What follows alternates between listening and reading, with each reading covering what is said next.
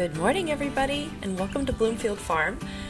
Since we are all social distancing, I thought this would be an excellent time to show you guys how we've been living here at the farm for the last 2 years while we're doing our renovation. And for those of you that don't know, this farm was completely uninhabitable when we purchased it in 2018, early 2018. The whole house had been, unfortunately, left in a horrible state for about 30 years, where animals had gotten into the house and died.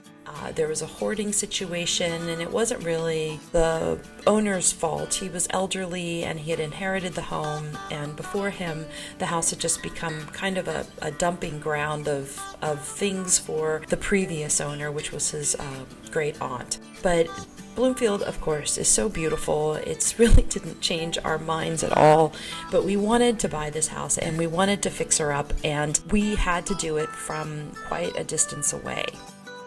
So when we came here, we had to have a room to stay in. So about 1.5 years ago, Rod and I decided that we would clean up one room, get it ready, and so this is the room that has become our kitchen, our bedroom, our dining room, our everything room, our living room, and it's the one place that we could go in at the end of the day and lock ourselves in there and hope for no snake visitors, mice visitors, any of those things that were coming up through the walls for quite some time.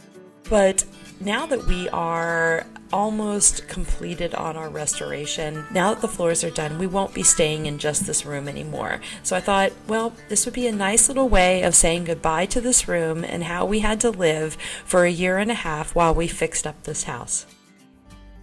So good morning, everyone. What better thing to do when we're all quarantined and trying to give everybody distance than to give you a home tour of how I am living at Bloomfield right now. There's the bedroom, and it's got everything anybody could ever want, or at least I feel that way. You know, we have water, we have a water purifier, everybody's gotta have chips and wine. I think I've got another bottle of wine stashed somewhere, but most importantly is coffee. We have this great drop leaf table that can extend out, so we will just pull chairs up and we can sit right here if needed. Underneath of here, I have my bin of everything that we need. So it's all of our Ziploc stuff, our fine china from Walmart, but in here is just all of our goodies, stuff that we need to cook or to eat with. Under there is an electric frying pan. It's actually an electric wok, but it doubles as a frying pan. It makes eggs, it does everything.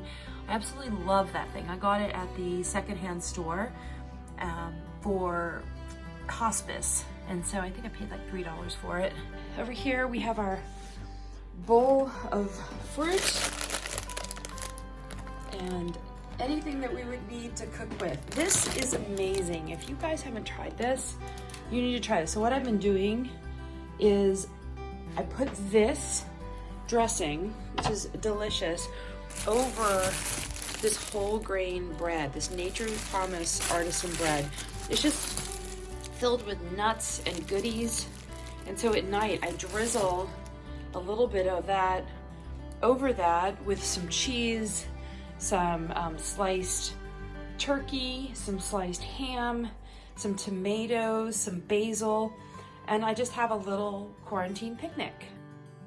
And underneath of here is our little baby refrigerator, and it really holds, you know, everything that we need. My almond milk, some spices, olive oil, of course some good honey, veggies, I've got a roast in there, just trying to keep everything working and healthy. I got these beautiful, I mean, these are incredible. They're crystal. I got these at the hospice store also, and I love drinking out of them. They're just really heavy and beautiful. I found that dish laying on the ground in the farm, buried in some mud. So it's just become our catch-all keys, Rod's glasses, some extra lotion. Oh, these are cool. So these are the keys to everything in the house. And not all of them can I find what they're for, like these guys. Can't find what they're for, the little ones, but these are the cabinets in the master.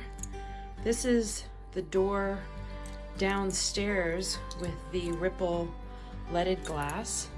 This is the door in the bathroom that used to go out to a balcony. So just cool, a cool find here. So of course it's labeled Bloomfield because Lord knows I'd get these confused with my car keys. And speaking of keys, hey Chris Buyer, there's your key that you gave me. And then this cabinet, let me step back and I can show you what it looks like. So this cabinet is built into the corner there.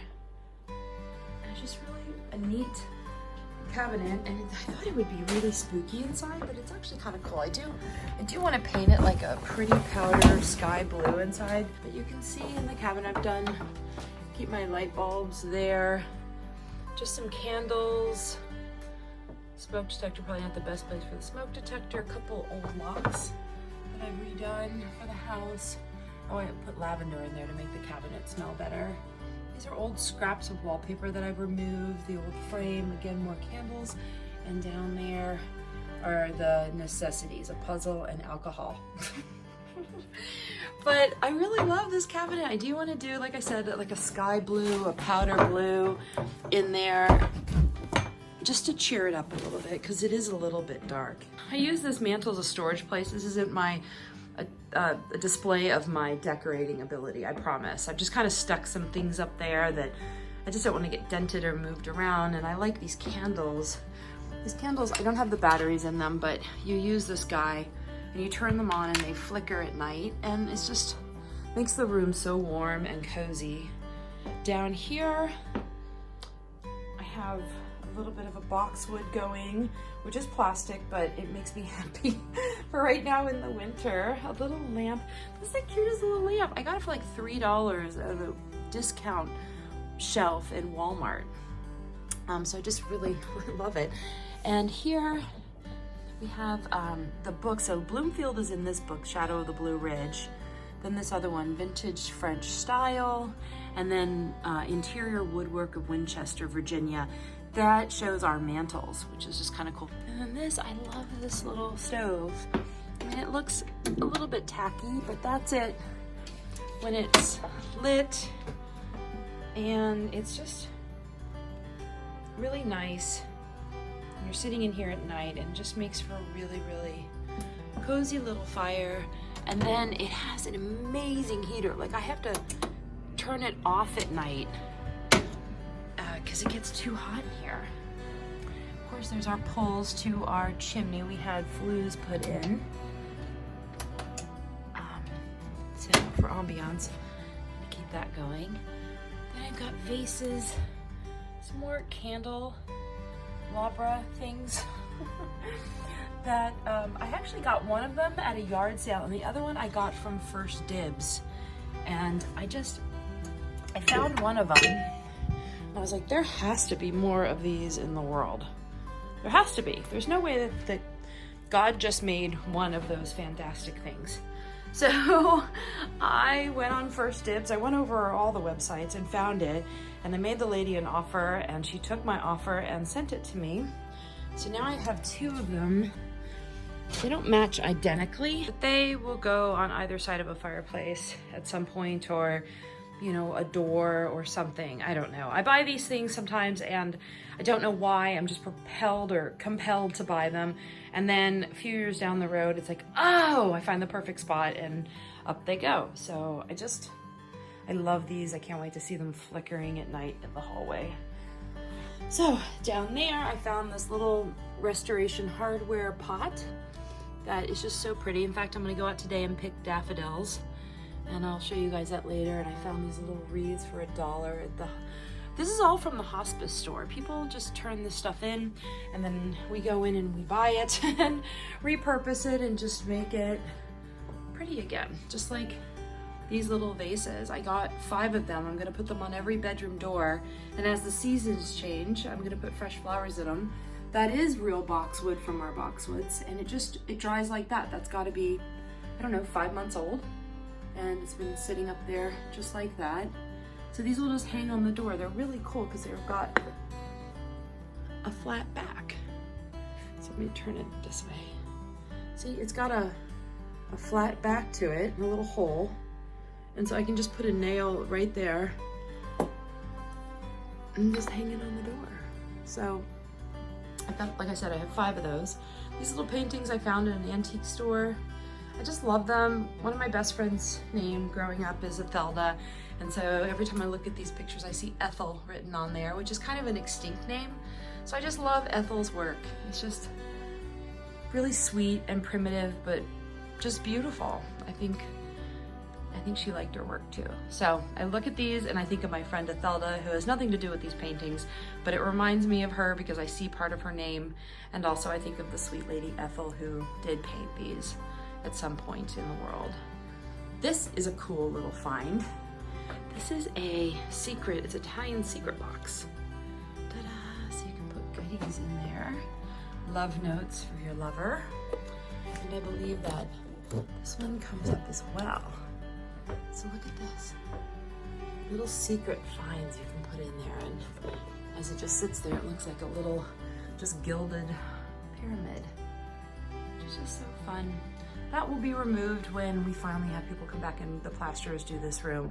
This was our quickly move-in room. So ceiling needs love. I guess that was a leak at some point, but my husband ended up patching part of it, but that's not his work. That was somebody else's work. And then we have the mini split, and we took out a nasty little closet over there. You can see the remnants of it in the ceiling. Ooh, these are fun. So this is wallpaper that I found, and I really love it. I think I'm gonna do a wall in the dining room. Just one wall. Or I might do the 2 walls on either side of the fireplace above the chair rail. It reminds you of just clouds, and then it's got that beautiful, subtle gilded gold. I'm such a sucker for gilded gold, obviously. And obviously. And this is another one. It's very, very similar, but it looks more, it's a lot more gold. It looks like, you know, it's a little bit more weathered. So I don't know. Again, these are things that I buy and then I find homes for them years later, and it's the perfect fit, or at least I think so. This is not a real barley twist table, but these are called like spools or something, and I found this is at an antique store. It's just a sweet little table with a hidden drawer, which is of course filled up with things. This I found on the farm somewhere. It's a stopper for an old bottle. This was the bottom of some wonderful piece of furniture, or maybe it was a pulley. Doesn't look like more, that looks more like a pulley. I love old fake silver or silver plate. It's one of my favorite collecting items. I think I now have about 5 of those pitchers, and I love to put flowers in them, and that might get filled with daffodils today too. And over here is just all the things we found, like this old, look at that nail. It's crazy, you guys. This is an old hat pin that the plasterers found on top of a window ledge. These are quills, or paint, or writing. Can you see that? It's hard to see. Here, I'll put it down. There. And I have a bunch of those in there. Hawk feather. And then, you know, back there, I'm gonna fill that with this, I don't even know what yet. These I keep burning at night because they make me happy. And again, more boxwood on the top there. This is the bed. I have it covered because the sanders are here today, the floor guys. So if any, you know, dust seeps in here, I don't really want to sleep in a dusty bed. So I just keep it covered, and I take that outside and shake it. But there it is, you guys. There's a quick room tour of how I am living in here. Hope you enjoyed it. Thanks for watching, and I'll talk to you guys soon. Stay healthy, please.